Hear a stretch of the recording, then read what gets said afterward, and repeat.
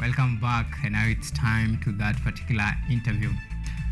The recent killings, rape, and disruption of learning in the troubled counties of Kerio Valley have forced hundreds to flee their homes in fear of attacks from banditry in an effort to tame the already worsening insecurity nightmare in the North Rift.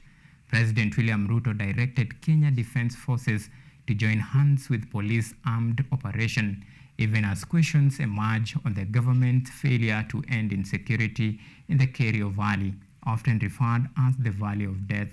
And to help us dissect this topic is Byron Adera, pioneer and ex-Kenya Special Forces officer, security expert, and international consultant.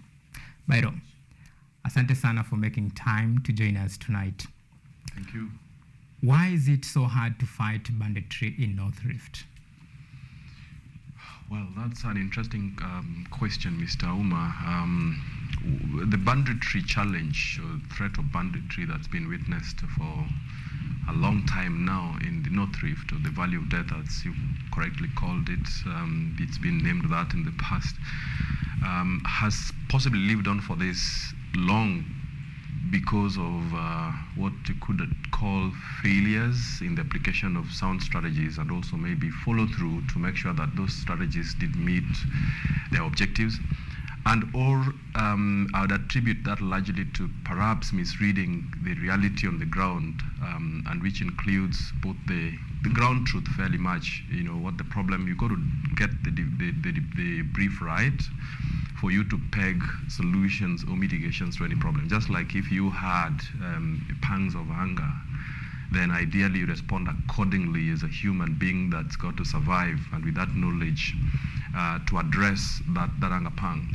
And normal situations would look like you got to get the brief right, and that you got to now follow through with relevant experiences, maybe past, present, and of course with a forethought, because we are given some of these things as human beings. So misreading the situations fairly much is something that I feel has had to lead to arriving at either half-baked solutions, or rather sometimes even getting it all wrong in terms of addressing the challenges that we have as a society. And I'm not particularly addressing the issues in the Valley of Death.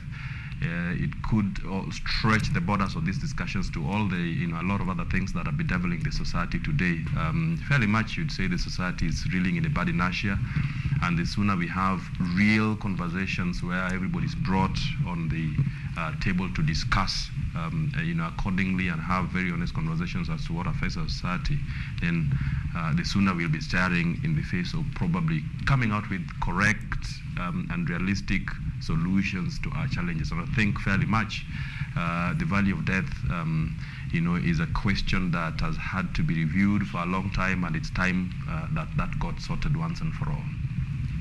When you say misreading the situation on the ground, what exactly do you mean?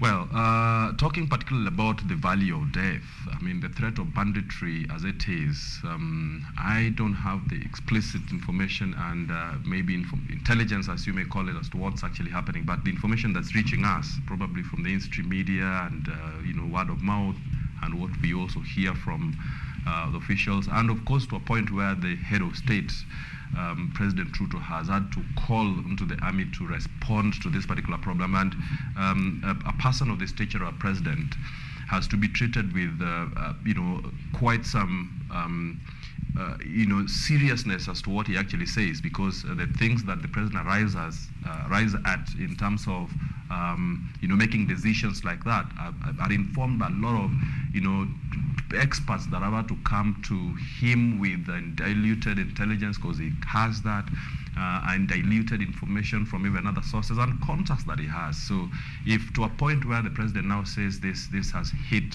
the raw nerve, then it means ideally that we are facing a grave problem in that enclave, and that is the belt of the North Rift. So if you look at that alone, and of course with the benefit of history, that the previous dispensations have had to fight this problem, and we've not been treated to realistic or fitting mitigations to prevent this from happening or to limit its impact as and when they do happen, because that's what you actually do in terms of a threat mitigation, then it means that we've not been getting it all right.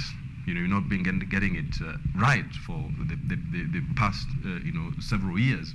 And so it leaves a lot to be desired as to what has been happening. Perhaps, and I talked about this in a different fora, where we're talking about the strategy in itself. Strategy has three parts to it: the who, what, and how. The who has got to be thought through in terms of just the mission statement around all these things, to bring all the players, all the stakeholders. So I can't come to your home and walk into your sitting room and with all your value systems, culture, traditional setups, and disrupt it without having a look at what actually goes on. How have you been socialized? What's been the culture? The common philosophy or the overriding philosophy that you guys have had to treat themselves to. Those are very important things to be taken care of, so that when we are coining solutions, that lasting solutions, once we come in to actually rein in and say, hey, we are addressing this and these and those challenges, then we leave you with something that you can have a full buy-in. I think that's one of those things. The other bit would be the other stakeholders. Among the who is the people that are coming in to actually meet justice, because we know this is a problem that has had to live for longest, and it needs to be served justice. People losing their lives, it's not just statistics. Those are breadwinners. They could be mothers, fathers, daughters, school-going children that have been disrupted vastly. So if we are looking at those kind of stakeholders and look at people going in to address their challenges, it's got to be well thought through with regards to having, much as we are balancing the short-term measures to alleviate them from the insecurities, but what are we giving them as a result, in return, to ensure that they have a full buy-in on something that's a superior narrative, a better narrative that's going to kill that bad narrative for forever. And then, of course, we are looking at the government. The buck stops with the government as a whole. And the government is formulated by the representatives of the populace, and we are talking about different from the leaders, that's at the grassroots level, the representatives of the people that are the parliamentarians, the people who have a lot of weight on their shoulders as regards the power and their words that they speak to the people. And it rides all the way up to the commander-in-chief, so that's the citizen number one of this nation. How are we articulating our interests, for everybody else as a citizen of this nation in a manner that they feel part and parcel, of the populace that forms Project Kenya? And in a way where that everybody starts to get to feel that we are brothers and sisters and we're comfortable here, as diverse as our aspirations are, we are united. And at the end of the day, you're calling this a national will. That's also, an element of national power. So what's the people's feelings and how are they being coalesced around an agenda that the nation pursues? And it could form a common philosophy for a nation where people are feeling, that nation has individuals that are pretty, loyal, and their patriotism standards are pretty high. You look at the war that's happening in Russia and Ukraine, and you have individuals taking up arms and saying, hey, we are fighting to the last man for Ukraine. How happy can we be as a nation when you have everybody else thinking, I'm Pokot, I'm Luo, I'm Kikuyu, I'm Nandi, I'm whoever, I'm Kalenjin, I'm Kamba, but Project Kenya is my project. We are patriotic and we are solidly behind, the common goals and aspirations of the nation. So once you have all that together, then predominantly we are going to be seeing a lot of ease, in sorting our challenges as a country. All right. Even as we talk about the solutions, first of all, we must look at the root cause of it. Remember, recently President William Ruto called for total disarmament of firearms. Yeah. We have been there before. Do you think this time round it will yield some sort of results? Well, every theory that does matter has had to have both internal and external consistencies. If you are talking about disarmament, then it's something that's got to be looked at with other things that, and factors that actually influence that drive in itself.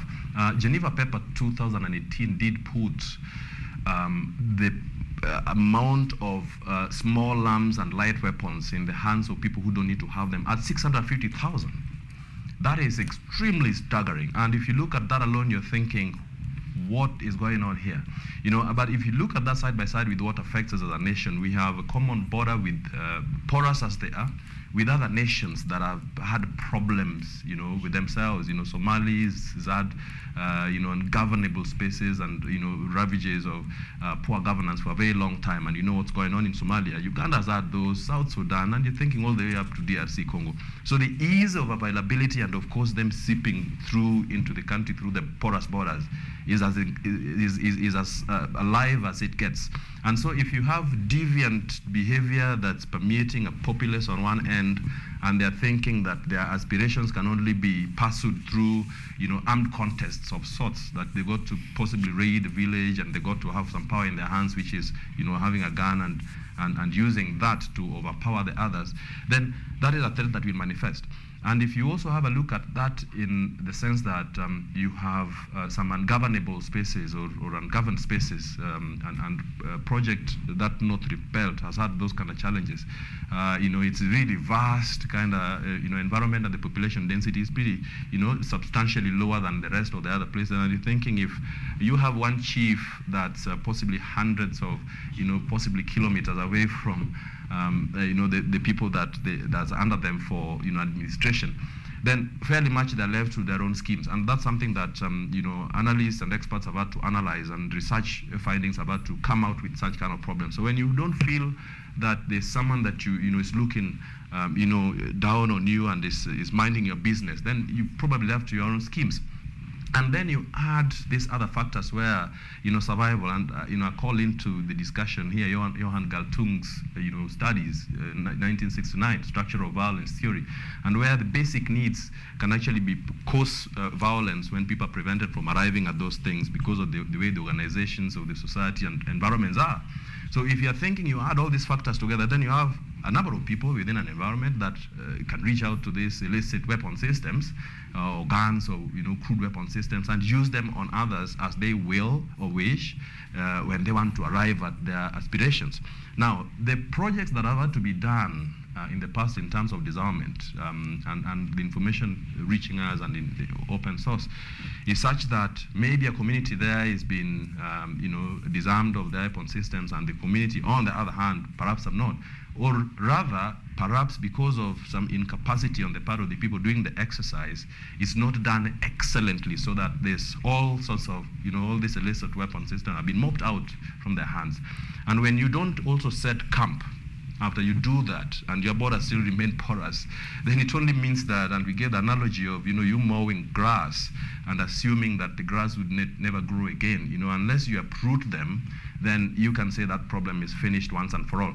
So with the existing porous borders, and of course our nations, our neighbors are still having problems and things like that, then you'd still, if you don't cure the problem as to also situate lasting solutions that will also change the mindsets of the individuals there and change the narrative altogether, then people will still, want to go back to they say traditions die hard and habits also die hard.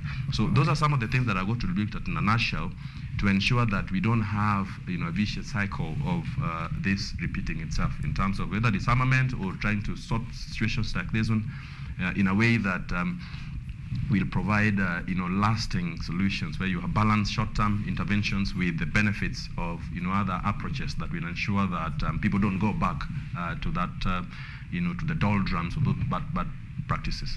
Right. Even as we poke holes to the existing gaps that need to be addressed pretty quick. Now, one may argue, or rather one may ask, what is the role of leaders in all this? Recently, the former regional Rift Valley regional coordinator George Natembeya accused some leaders of sponsoring and funding these perpetrators that are continue to wreak havoc on people in Kerio Valley. When you read in all this, and now there is special forces now being deployed to try to restore sanity, what do you read in all this? Well, the function of leadership is very critical, especially in the management of human affairs, and the concentration of those particular leaders on the relevant issues that are affecting the people are of absolute importance. George Natembeya, and I'm not really talking to the narratives and of course his points I may not have complete information as to what he said, but I'd say that having lived within the borders for quite some time, I know that leaders, and we know it generally, that people who have high influence and authority and on whose shoulders heavy responsibilities lie have some sway. Words have power.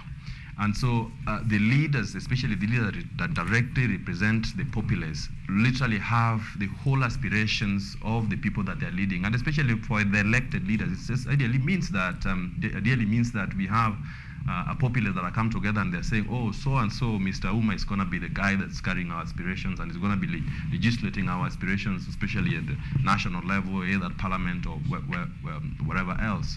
Now, we know that when those leaders then speak, they're not speaking for themselves, they're speaking on their own behalf and on behalf of the people that they're leading. If they say that the community on the other side of the border is antagonistic to our aspirations, and so, they are our enemies, that alone is a point of conflict, and it can be at any stage of that conflict before it actually flares out. We know those kind of stages as well. So leaders, literally from that perspective alone, have sway, and we know words hold some kind of power. Now, leaders then, contextually in Project Kenya, could mean that there are people who also have some other power apart from just the power of words, which means that they could be having financial might to sponsor some stuff. And if you use this power irrelevantly, it could mean that someone is hurting. If you use it negatively, it means that it's causing pain on one end. If you don't use it well, then it means that you are pretty much also going south in terms of basically pursuing the aspirations of the people that you are representing. And so when it is said that some places within this country have had perennial problems, then you can also shake a stick at, point a finger at the failure on the part of the leaders that are representing those particular people. Even as you wind up this Yes. particular discussion, it's clear that dialogue has failed. There is some problem that need to be addressed, but the real question that people are asking, what is the government commitment in fighting all this? Is there a time that will one day sit back and just, for those people who are suffering there in Kerio Valley, be proud to say, like, we come from this region, there is peace and stability for those who are fleeing their home, for those learners that their education have been disrupted? Is there any time they look back and be proud of the region that they come in? Well, I'm a very optimistic individual, and that is not pretty much reducing this conversation to a simplistic answer. I know for certain that if we sit and talk to each other, and dialogue hasn't failed, I don't really think that dialogue doesn't have a chance, especially when we have challenges as a human race. If that was not the case, predominantly, then we'd not be having the power of speech as human beings. A lot of the situations that we face as human beings can fairly much be sorted when we all come together and speak honestly and stare in the face of the challenges that we are facing and say honestly that we want to pretty much look for answers. And that's where it all really does start. At the end of the day, even when there's armed intervention and you have all these other things that are happening and the army is deployed with the police and stuff like that, then at the end of the day, you must expect that there's going to be honest conversations that will exist within those spaces in order to address the challenges, because it's got to be homegrown. It's got to be something that's going to be supporting the individuals within that space.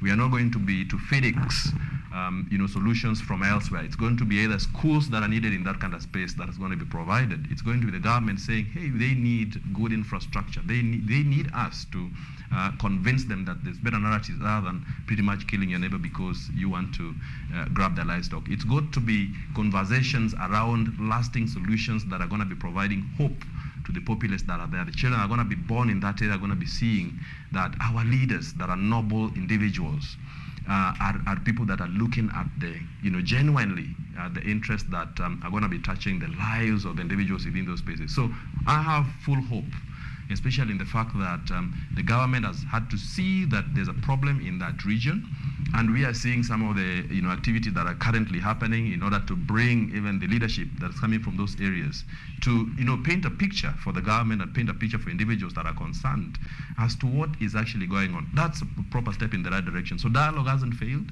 People have to speak to each other. It cannot be a dumb kind of exercise where you're going to sort things out, but you don't listen to the feedback that's coming from the ground. So that's pretty critical. And someone who's driven by information and of course intelligence in the past life, you know, in the army, I know for certain the value of information and intelligence, and a lot of that is going to be coming from what you get in the, you know, particular spaces that you're operating in. Byron, thank you so much for making time.